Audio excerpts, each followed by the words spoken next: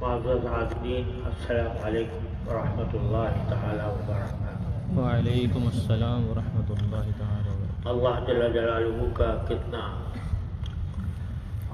اور کس طرح شکر ادا کیا جائے کہ اس نے اپنے فضل و کرم سے ہمیں رمضان کا مبارک مہینہ عطا فرمایا اور اس میں روزہ رکھنے کی توفیق بخشی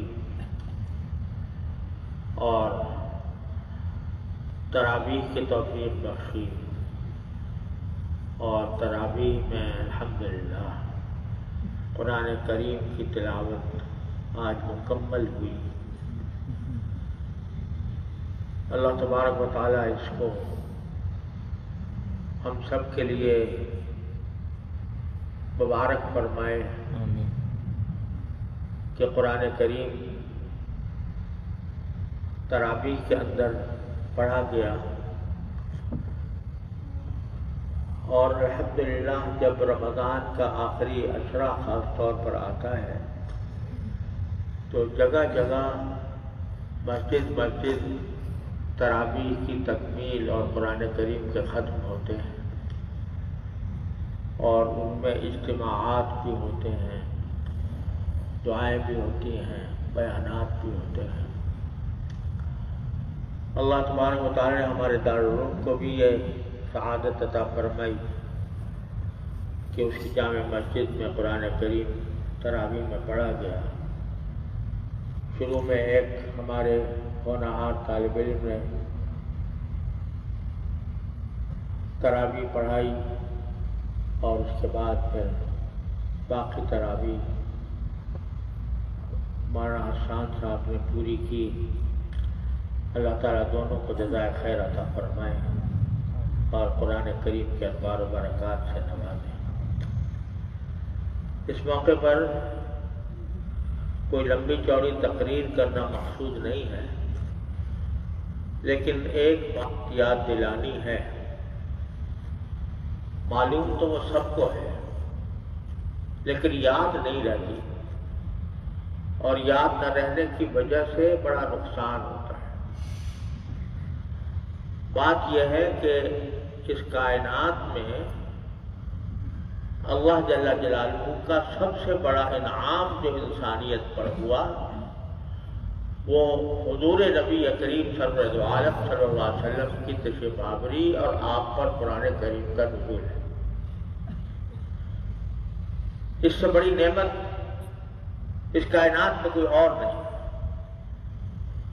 سرکار دو عالم صلی اللہ علیہ وسلم کا وجود باوجود آپ کی ذات مبارک اور آپ پر قرآن کریم کا نزول، یہ کائنات کے تمام واقعات میں سب سے زیادہ اہم، سب سے زیادہ مفید اور سب سے بڑی نعمت کا واقعہ ہے۔ یہ اگر نہ ہوتا تو ہم لوگ اللہ بچائے پتہ نہیں کس گمراہی کی کھائے میں گرے ہوئے ہوتے۔ اللہ تبارک و تعالی نے قرآن ہمیں ایک ایسی نعمت سے نوازا ہے کہ جس کا کوئی ہم اس کی عظمت کا تصور بھی نہیں کر سکتے۔ اتنی بڑی نعمت ہے جو اللہ تعالی نے عطا فرمائی، لیکن افسوس یہ ہے کہ ہم نے اس قرآن کریم کی نعمت کی قدر نہیں پہچانی۔ قدر نہ پہچاننے کا سزا یہ ہے جو ہم آج بھگت رہے ہیں۔ پوری دنیا میں، عالم اسلام میں، مراکش سے انڈونیشیا تک پھیلا ہوا مسلمانوں کا ایک سلسلہ، عالم اسلام جس کو اللہ تبارک و تعالی نے بڑے بہترین وسائل سے نوازا ہے۔ اتنی دولت مسلمانوں کے پاس تاریخ میں کبھی نہیں ہوئی جتنے آج ہے۔ اتنے وسائل پوری تاریخ میں مسلمانوں کے پاس کبھی نہیں ہوئے جتنے آج ہیں۔ اس کے باوجود پورا عالم اسلام غلامی کی زندگی بسر کر رہا ہے۔ پورا عالم اسلام مراکش سے لے کر انڈونیشیا تک جس اسلامی ملک کو دیکھ لو اس کے گلے میں مغرب کی، امریکہ کی اور یورپی طاقتوں کی غلامی کا توق پڑا ہوا ہے. اپنی مرضی سے کچھ نہیں کر سکے. ایٹمی قوت بھی بن گئے، میزائل بھی بنا لیے، بڑے بڑے ہتھیار بھی ہماری فیکٹریوں میں تیار ہونے لگے، لیکن وہ استعمال نہیں ہو سکتے جب تک کہ ہمارے آقاؤں کا اشارہ نہ ہو. کہنے کو آزاد ہو گئے ہیں ان کے ظاہری نوآبادیت نظام سے، استعمار سے، لیکن غلامی کا پٹا اب بھی گلے میں پڑا ہوا ہے اور ہماری ہر جگہ پٹائی ہو رہی. اتنے بڑے وسائل والی قوم وہ ہر جگہ پٹ رہی ہے. فلسطین میں دیکھو کیا ہو رہا ہے اور برما میں دیکھو کیا ہو رہا ہے، اور کن کن اسلامی ملکوں کے اندر کتنے مسلمان ملک ہیں، مسلمان ہیں جو مختلف ملکوں کے اندر ان کو ظلم و ستم کا نشانہ بنایا جا رہا ہے. کاشغر میں دیکھو کیا ہو رہا ہے. کن کن ممالک میں نام جن ممالک کا مسلمان ملک ہے وہاں پر بھی کوئی شخص کلمہ حق کہنے کے لیے آزاد نہیں ہے. کلمہ حق کہے گا تو پکڑا جائے گا، جیل میں بند کر دیا جائے گا، اس کو تشدد کا نشانہ بنایا جائے گا. یہ پٹائی کیوں ہو رہی ہے؟ یہ عالم اسلام جس کے بارے میں قرآن نے کہا تھا انتم الاعلون ان کنتم مومنین، تم ہی سربلند رہو گے اگر تم مومن ہو. تو سربلند کیوں نہیں ہو رہے؟ سرنگو کیوں ہوئے بیٹھے ہیں؟ پٹائی روز کیوں ہو رہی ہے؟ واحد وجہ اس کے قرآن کے ساتھ غداری ہے، قرآن کے ساتھ بے وفائی ہے، قرآن کی قدر ناقدری ہے. جو اس امت نے قرآن کے ساتھ ناقدری کی، جو قرآن کو اٹھا کر طاقتوں کی زینت بنا دیا، قرآن کو اٹھا کر الماری میں رکھ دیا، اور نہ کبھی پڑھنے کی نوبت آتی ہے، نہ تلاوت کی آتی ہے، نہ اس کو پڑھنے کی، نہ اس کو سمجھنے کی، نہ اس پر عمل کرنے کی. حضرت شیخ الہند قدس اللہ تعالیٰ سرہ، حضرت شیخ الہند مولانا محمود الحسن صاحب قدس اللہ تعالیٰ سرہ، ان کو انگریز نے ان کی آزادی کی جدوجہد کی وجہ سے قید کر دیا تھا مالٹا میں، جزیرہ مالٹا میں، مالٹا کی تنہائی میں قید کر دیا تھا. اس لیے کہ حضرت نے ایک تحریک چلائی تھی ہندوستان کو مسلمان بنانے کی، ہندوستان کو انگریز کے قبضے سے نجات دلانے کی تحریک چلائی تھی. اس کی پاداش میں حضرت کو قید کیا گیا اور قید کر کے ہندوستان سے جلا وطن کر کے مالٹا بھیج دیا گیا.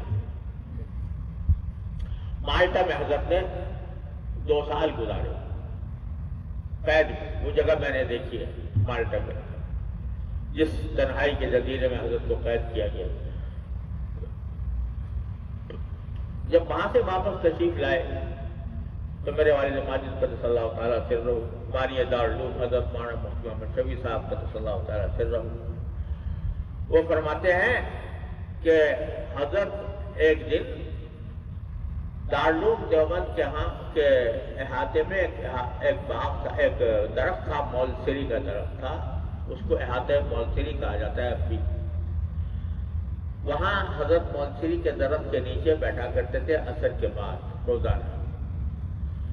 اور حضرت والد صاحب صلی اللہ تعالیٰ سرہ فرماتے ہیں کہ میں بچپن میں بھی بجائے اس کے کہ عصر کے بعد بچوں کے ساتھ کھیلنے کے لیے جاتا، میں حضرت کی مجلس میں چلا جایا کرتا تھا جو عصر کے بعد وہاں ہوتی. تو میں اس میں چلا گیا تھا. حضرت مالٹا سے تشریف ہے، مالٹا سے تشریف لا کر اس وقت یہ فرمایا کہ میں نے مالٹا کی تنہائیوں میں میں نے یہ اس بات پر غور کیا کہ مسلمانوں کے زوال کا اصل سبب کیا ہے، کیوں مسلمان زوال کا شکار ہوئے. تو جتنا میں نے غور کیا مالٹا کے تنہائیوں میں تو مجھے پتا چلا کہ اس کے 2 سبب ہیں بنیادی. ایک مسلمانوں کے درمیان اتحاد نہ ہونا، باہمی افتراق، ایک وجہ یہ، اور دوسری وجہ یہ قرآن کریم کو چھوڑ دینا۔ لہذا میں نے اب یہ طے کیا ہے کہ اپنی باقی زندگی ان دو کاموں کے لیے وقف کروں گا۔ ایک تو اس کام کے لیے کہ مسلمانوں کے باہمی افتراق کو ختم کر کے ان کو ایک کلمے پر متحد کروں، اور دوسرے اس بات پر کہ قرآن کریم کی نشر و اشاعت جتنی زیادہ سے زیادہ ہو سکے کروں۔ چنانچہ حضرت نے مقاصد میں قرآن قائم کرنے کا سلسلہ شروع کیا تھا ہندوستان کے طول و عرض میں۔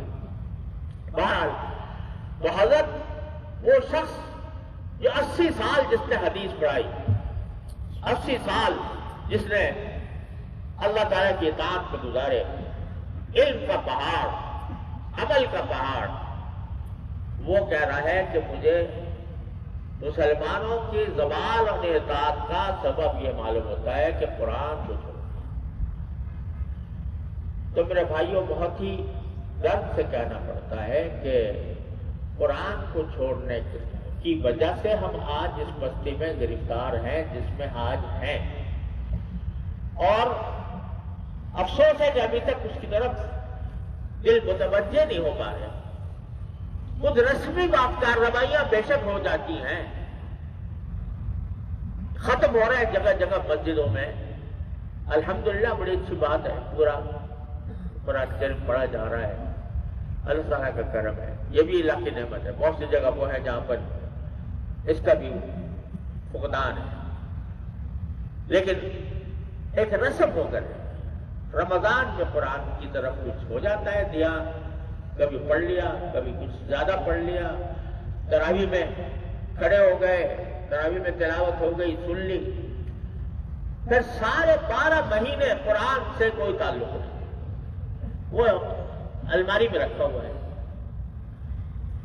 نہ اس کی تلاوت ہو رہی ہے، نہ اس کو سمجھنے کی کوشش ہو رہی ہے، اور نہ اس پر عمل کرنے کا کوئی جذبہ پیدا ہو رہا ہے۔ یہ وجہ ہے ہمارے سارے زوال احساس۔ مجھے بہت ڈر لگتا ہے اس بات سے کہ حضور نبی کریم صلی اللہ علیہ وسلم کی شفاعت ایک مومن کا آخری سہارا ہوتا ہے۔ خود جیسا گنہگار بھی اس امید پر ہوتا ہے کہ شاید سرکار دو عالم صلی اللہ علیہ وسلم کی شفاعت نصیب ہو جائے تو میرا بیڑا پار ہو۔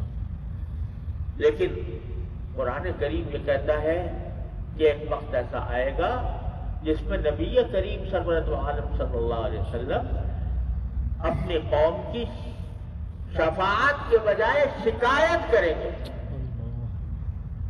اور فرمائیں گے اللہ تعالیٰ سے، یا ربی ان قوم اتخذوا ھذا القرآن مہجورا، اے میرے پروردگار میری اس قوم نے اس قرآن کو پس پش ڈال دیا تھا۔ ذرا بڑے ڈرنے کی بات ہے کہ رسول کریم صلی اللہ علیہ وسلم ہماری شفاعت کے بجائے بارگاہ الہی میں شکوہ کریں۔ اس قوم نے پس پش ڈال دیا تھا، اتنی بڑی نعمت آپ نے میرے ذریعے ان کو پہنچائی تھی، مگر انہوں نے اس آپ کو اٹھا کے ناک میں رکھ دیا تھا، اس کو الماری میں رکھ دیا تھا، کبھی کھولتے نہیں تھے، کبھی پڑھتے نہیں تھے، کبھی تلاوت نہیں کرتے تھے، کبھی سمجھنے کی کوشش نہیں کرتے تھے۔ اللہ بچائے اس وقت سے جب سرکار صلی اللہ علیہ وسلم شکایت کرے۔ تو میرے بھائیوں، اس موقع پر جبکہ ہم تراویح کے اندر الحمدللہ اللہ کا شکر ہے یہ ذوق ابھی تک موجود ہے، میں اس پر بھی اللہ تعالیٰ کا شکر ادا کرتا ہوں کہ مسلمانوں میں یہ ذوق ہے ابھی تک کہ تراویح کے اندر قرآن کریم ختم جگہ جگہ مسجد ہو رہا ہے۔ الحمدللہ حفاظ بھی اتنی بڑی تعداد میں ہیں کہ مسجدوں کی کمی ہے، حفاظ کی کمی نہیں ہے الحمدللہ۔ اور یہ صدقہ ہے ان ٹوٹے پھوٹے مدرسوں کا جس میں یہاں حفاظ تیار ہوتے ہیں، ورنہ یہ بتاؤ کوئی یونیورسٹی، کوئی کالج، کوئی اسکول، کوئی سرکاری ادارہ ایسا ہے جو حافظ تیار کر رہا ہو؟ جہاں حافظ پیدا ہو رہے ہیں، لیکن اللہ کے فضل و کرم سے لاکھوں حفاظ ہر سال تیار ہوتے ہیں ان مدرسوں کے ذریعے. تو اللہ تبارک و